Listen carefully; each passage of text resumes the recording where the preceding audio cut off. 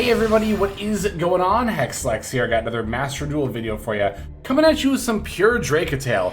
Finally, I know you've probably been waiting for something that's not yummy gameplay, but if you are a YouTube member, you didn't have to wait quite as long. YouTube members, remember, always get every upload as soon as they go up, which can be days, sometimes up to a week early. So if you're interested in getting content early, seeing exclusive members only content, and having your name featured in the credits at the end of the video, make sure to hit that join button next to subscribe below. But yeah, I'm going to show off just a pretty standard Dracotail line for this first duel here. We're going to be going first against Eldlich of all decks. I'm pretty sure this is, if I remember right.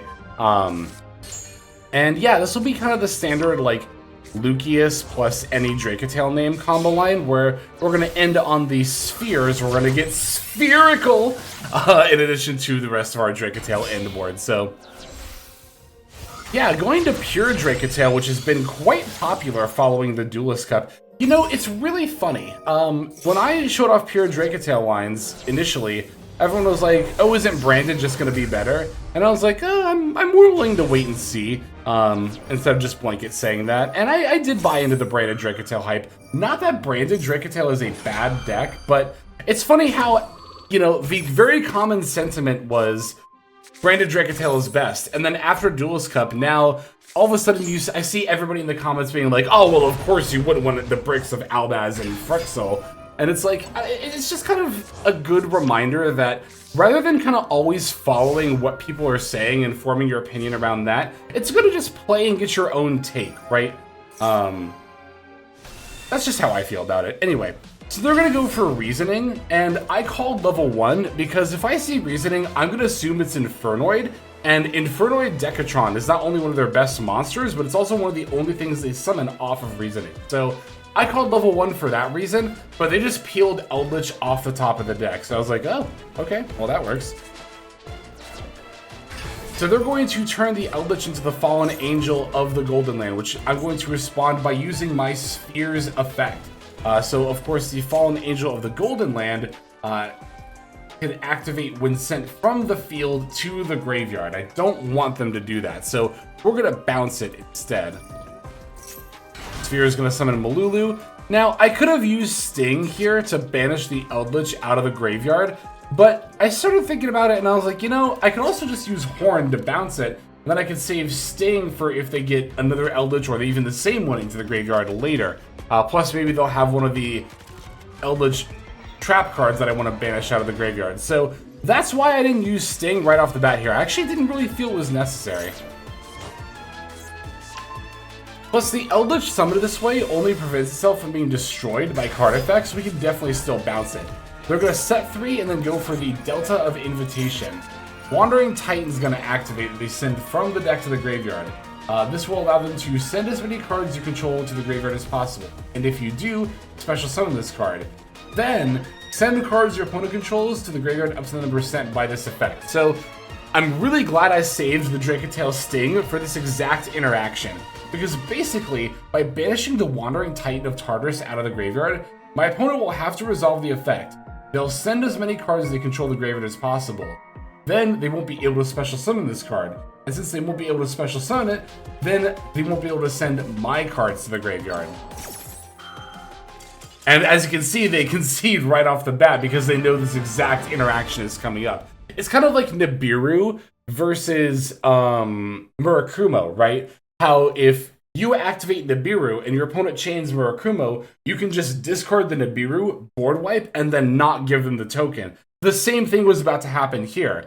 The Titan would have wiped my opponent's board, then tried to summon itself, and then because it couldn't summon itself, my board would have not been wiped. So that's a very cute little interaction that we had there. And again, I'm very glad I saved my Dracotail Sting. So yeah, that's the first duel. Again, just a basic showing off the Dracotail combo line. We're all probably familiar with it, but in case you weren't, I wanted to show it off here. Let's go into some more, like, nuanced gameplay. Alright, here is a going second game against Lunalight, which is everybody's worst nightmare. One of the most frequent comments I get on any given video is, but what do you do if you go second against Lunalight? You know, people, of course, mostly referring to the Towers effect, and when it comes to best of 1 ranked ladder, I've said this before, but I don't really feel a need to have an answer for literally every single card in the game. So that's why I don't jam like Underworld Goddess into every extra deck to try to out, you know, the Towers monsters. It's also why I don't play like, you know, evenly matched in every single deck in case what if I go second. And against Lunalight in particular, we can just stop them from comboing, which I'm going to do here using Ash Blossom against the Silverhound. If they negate this, then we can throw out Fua and Maxi, but yeah, I mean, that's kind of my answer is, what if you go second against Lunalight? Well, I'll just stop them from comboing into their towers. What if they stick the towers? And it's like, all right, then I just concede and move on to the next game. It's not a tournament where I have to win every single duel. If I was playing in a tournament, then I might be a little more inclined to think about like having an out to something like a towers monster. But yeah, for best of 1 ranked ladder, I'm not worried about it. And in the end of the day, by like forcing stuff like Underworld Goddess and Evenly into your decks, you're just gonna make your decks less consistent, which will actually make them worse in the long run.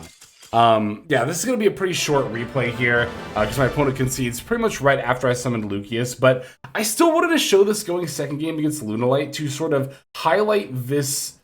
Just like I said, I've noticed this comment quite a bit, and it's something that, again, I've said pretty much the entirety of my time recording and playing Master Duel. You don't need to jam cards, what if I go second? You don't need to jam cards, what if they have the towers? You don't need to jam Harpy's Feather Duster into every deck, because what if I play against Stun? And what if they go first? And what if they set a bunch? And what if I can't play it? It's like, that's so many what ifs. You need to be more focused on the situations that are generally going to happen a lot, right? Like, I'm going to be going second against combo decks a lot more than I'm going to be going second against Stun. So I'd rather have another hand trap than Harpy's Feather Duster. If they set 4 and I have to concede, again, who cares? It's ranked ladder. I move on to the next game. We're going to rank up anyway. So eventually, in the long run. But yeah, so let's show off a duel that's a little bit actually more back and forth this time. All right, got a going first game. This time we're going to be up against Onomat Ryzeal. I don't remember what this opening hand looks like. What do we got? Ketu, 5 mana, bunch of hand traps. Can't really complain about that.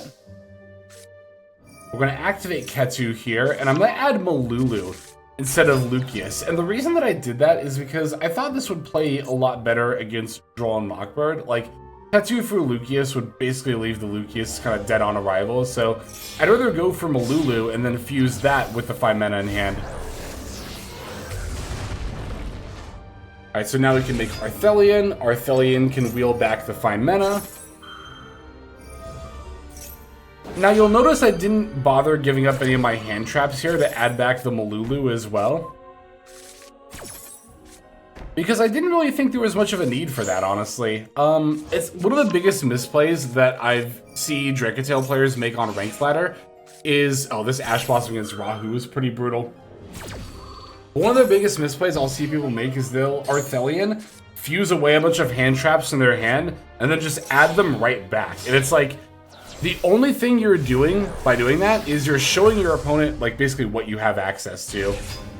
Here I'll fuse away the Fua for Golemel, because, like, that's totally fine. I'm not obviously not going to use the Fua. And now I have the option to pop a card if I use Flame.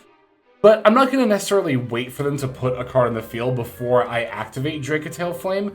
It's basically just kind of like a what if here. Like, if it happens to activate, that'll be fine. Plus, if they also link or synchro or whatever stuff away, then I can revive Arthelion, and that will also trigger Golemel pop effect. They're going to go for the Onomat pickup here, and I'm going to let them search. I'm going to let them add the Onomat Okage. There's no need to negate this with the Flame, because it's just going to search a spell card anyway, and they might already have that spell card in hand. And spoiler alert, they actually do. They actually already had the Onomatopoeia in hand. So that's why you wouldn't Ash Blossom Onomata pickup pretty much ever. It's why I'm not going to use Dracotail Flame against it, because we can just negate the card that this card is searching. Yep, so we're going to use Flame against that. I'm not going to activate Golemel here, even though I could, because there's no point in popping pickup, and again, I could potentially use it later on. So they're going to throw out a Max C here, and then concede. I forgot that was the sequence of events. I mean, I guess they wanted to use Max C in case I go for 5 mana, but maybe they just misclicked or something. I don't know. But either way, I was anticipating more something like normal summon Ice Ryzeal, which we could have, of course, used Valor. Or even if it wasn't Ice Ryzeal in general, just wait until they have access to like Duo Drive and negate that. Ghost Spell, I guess it's useful against Node Ryzeal. There are some scenarios against Ryzeal where it comes up, but yeah. Got one last game to show off. Let's go into that one. This will be another going second game, this time against Mitsurugi Ryzeal. And I'm going to kind of show you some turn 0 action. Turn 0, of course, meaning I'm going to make plays during my opponent's turn 1 because we open Dracotail 5 mana. 5 mana, in a lot of regards, is not just a starter for your deck, but it's also a hand trap. Because remember, this is a quick effect that can be used just during the main phase, period. So, they're going to lead normal summon Ice Ryzeal. I'm going to throw out Valor here, and really just hope they don't have an extender in hand, but they have a cross that doesn't meter to negate it, so, it's fine. Kind of wild they're playing a Valor for a cross out, but I mean, to be fair, Dracotail uses Effect Valor, and Dracotail is a pretty common matchup, so they're going to use Sword, Sword summon X, sending the Duo Drive, X to add Node, and then they're going to overlay for a Duo Drive without the cross up, and at this point I'm going to use the 5 mana effect. And now they get to Maxi, which is not ideal, but it's just going to cycle for 1 draw, so alright, we're going to use 5 mana, fusing the Lucius and Ghost Bell in our hand to summon the Arthelion. And now what I'm going to do is I'm going to activate Arthelion, and of course as well as the Lucius as well. I'm going to bounce my opponent's 2 monsters on board. So we can set Ketu for plays on our turn, and then bounce. So now I've put my opponent in a situation where, like, they can still special summon Node Ryzeal, send the X from hand to graveyard, and then revive and go into either the Duo Drive again or a Detonator. But if they make Duo Drive again here, they would, let's see, Duo Drive can't pick up a material from graveyard because they already activated that effect. So even if they were to, let's say, add Ice and Star, they couldn't go Special Star, activate Cross, and Special Ice to get Detonator, right? Because the Duo Drive wouldn't have a material. So the only Ryzeal monster they could add and then extend into would be another copy of Ice Ryzeal. Sword Ryzeal is already in the graveyard, so that can't be searched to then use its summon effect. So ideally, if they don't have any more extension to go into, this would be the end of what they could do. They can only make 1 more rank 4. So they are going to use Node, pitch the Fuwa in hand to revive, but unfortunately for me, it's Mitsurugi Ryzeal, which means going into 1 more rank 4 means they can just make a King of the Feral End. And now that can just go into full Mitsurugi setup. So yeah, this is definitely a scenario where I would have rather them go into, like, I was hoping, like, please just go into, like, the Gaga or something. Although, I guess to be fair, that would have still been more plays for them, right? Because they would have gone into the Gaga monster, the Gaga girl. It's 4 guys. And then that would have added the Dododo. Dododo would have sent the Onomat Tokage. That would have just been more combos, right? Yeah, so basically, I don't know. I wonder if there was something better I could have used for. Using Arthelion when I did will always cut them off of Detonator and the Field spell. But I guess it never stops them from going into their other engine, does it? Regardless of whether it's Mitsurugi or Onomat. Yeah, here they're going to use the Murakumo, obviously wipe away the Arthelion. That will be able to revive itself later, but at the same time, I'm not going to exactly discard my Rahu for the Murakumo effect, so how likely is that to happen? Alright, looks like they are going to overlay for Duo Drive again. They're going to use Duo Drive effect here, adding the Ice Ryzeal. They're probably just going to add... Okay, they did add Star. Okay. Now I'm going to go for Arthelion effect, as mentioned. They're going to use Murakumo to negate. And again, I'm not about to give up the Rahu for that.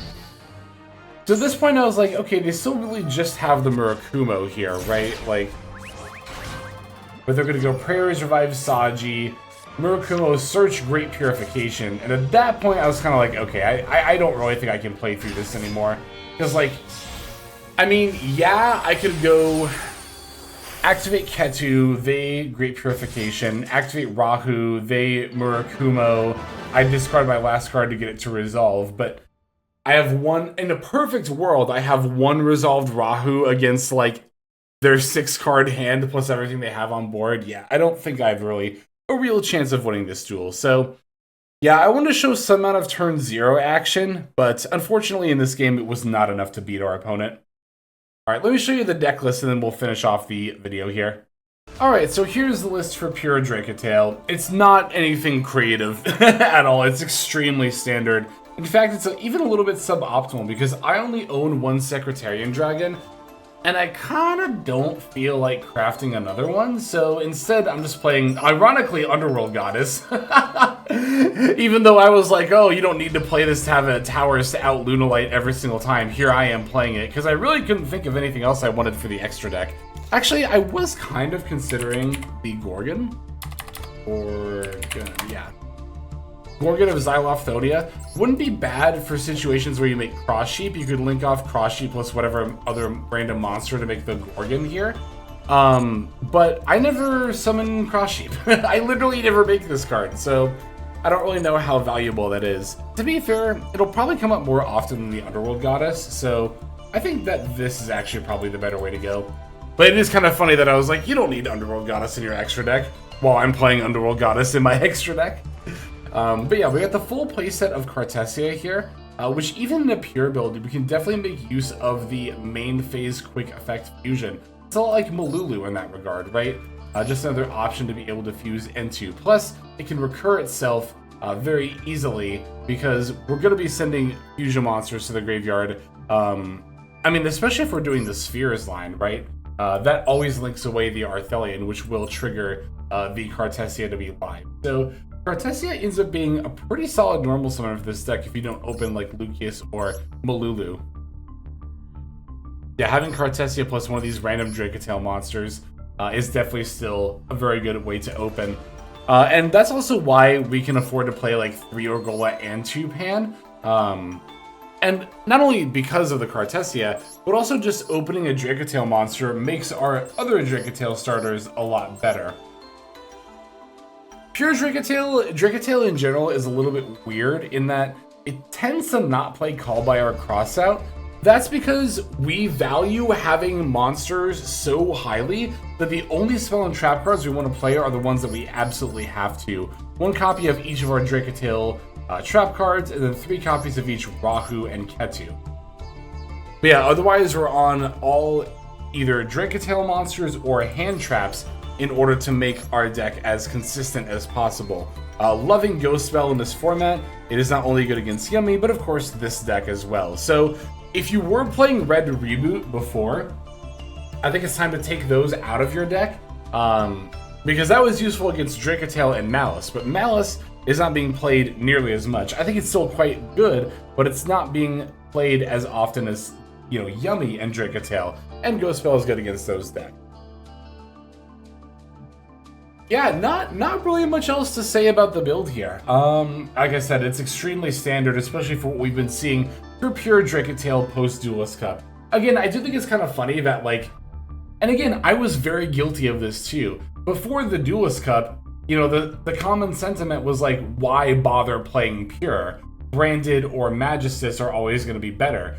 But now that the Duelist Cup has happened and, you know, people did well with pure, now, of course, everyone's like, oh, well, yeah, of course Branded's going to be... I just remember, I say everybody, it's one comment I saw where somebody was like, oh, well, of course you wouldn't play the Branded variant anymore with Aldaz and, you know, Frexel being bricks. And it's like, I guarantee this person was playing the Branded version before the Duelist Cup results. Again, as always, it's most important to keep an open mind and not necessarily just follow whatever the common Yu-Gi-Oh opinions are out there. But in any case, that is going to go ahead and do it for this video. Thank you so very much for watching, especially all the way to the end.